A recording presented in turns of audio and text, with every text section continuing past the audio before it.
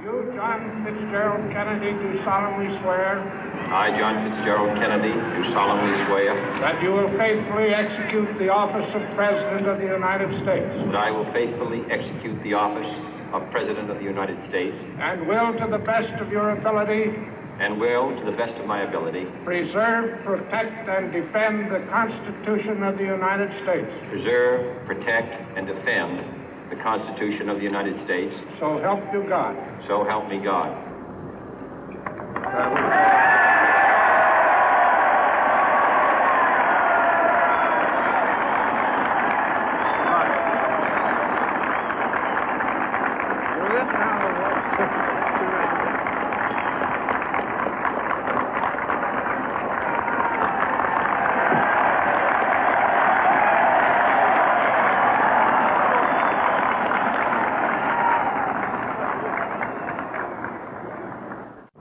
Vice President Johnson, Mr. Speaker, Mr. Chief Justice, President Eisenhower, Vice President Nixon, President Truman, Reverend clergy, fellow citizens.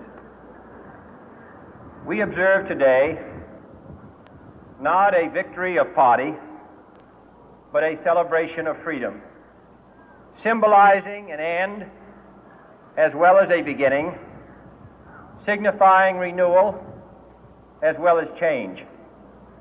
For I have sworn before you and Almighty God the same solemn oath our forebears prescribed nearly a century and 3/4 ago. The world is very different now, for man holds in his mortal hands the power to abolish all forms of human poverty and all forms of human life. And yet the same revolutionary beliefs for which our forebears fought are still at issue around the globe. The belief that the rights of man come not from the generosity of the state, but from the hand of God. We dare not forget today that we are the heirs of that first revolution.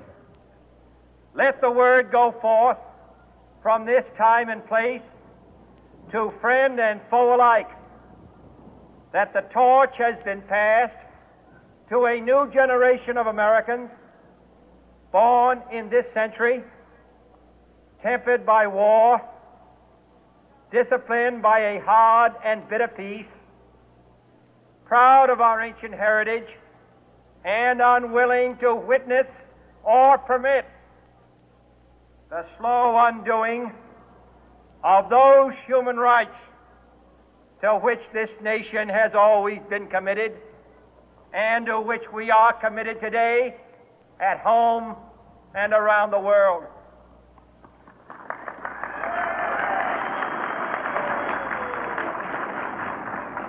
Let every nation know, whether it wishes us well or ill, that we shall pay any price, bear any burden, meet any hardship, support any friend, oppose any foe to assure the survival and the success of liberty.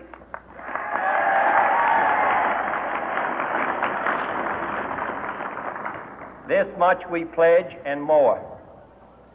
To those old allies whose cultural and spiritual origins we share, we pledge the loyalty of faithful friends.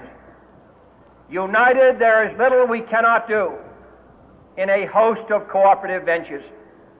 Divided, there is little we can do, for we dare not meet a powerful challenge at odds and split asunder. To those new states whom we welcome to the ranks of the free, we pledge our word that one form of colonial control shall not have passed away, merely to be replaced by a far more iron tyranny. We shall not always expect to find them supporting our view, but we shall always hope to find them strongly supporting their own freedom, and to remember that in the past, those who foolishly sought power by riding the back of the tiger ended up inside.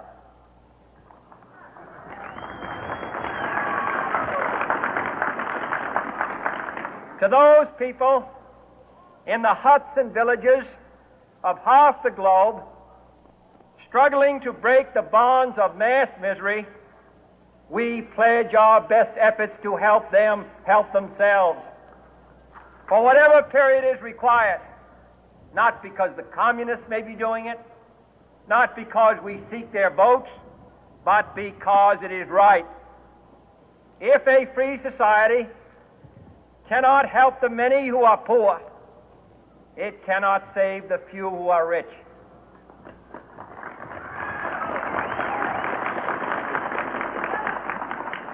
To our sister republics south of our border, we offer a special pledge to convert our good words into good deeds, in a new alliance for progress, to assist free men and free governments in casting off the chains of poverty.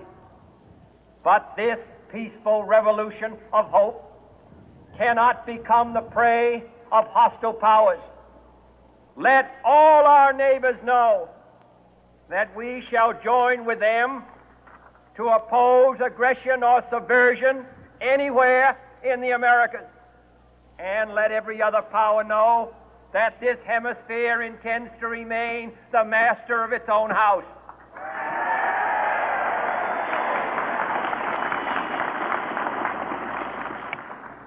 To that World Assembly of Sovereign States, the United Nations, our last best hope, in an age where the instruments of war have far outpaced the instruments of peace, we renew our pledge of support to prevent it from becoming merely a forum for invective, to strengthen its shield of the new and the weak, and to enlarge the area in which its writ may run.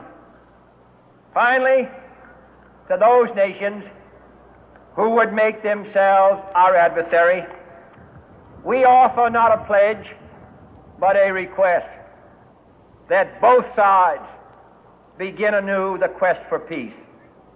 Before the dark powers of destruction, unleashed by science, engulf all humanity in planned or accidental self-destruction, we dare not tempt them with weakness, for only when our arms are sufficient beyond doubt can we be certain beyond doubt that they will never be employed.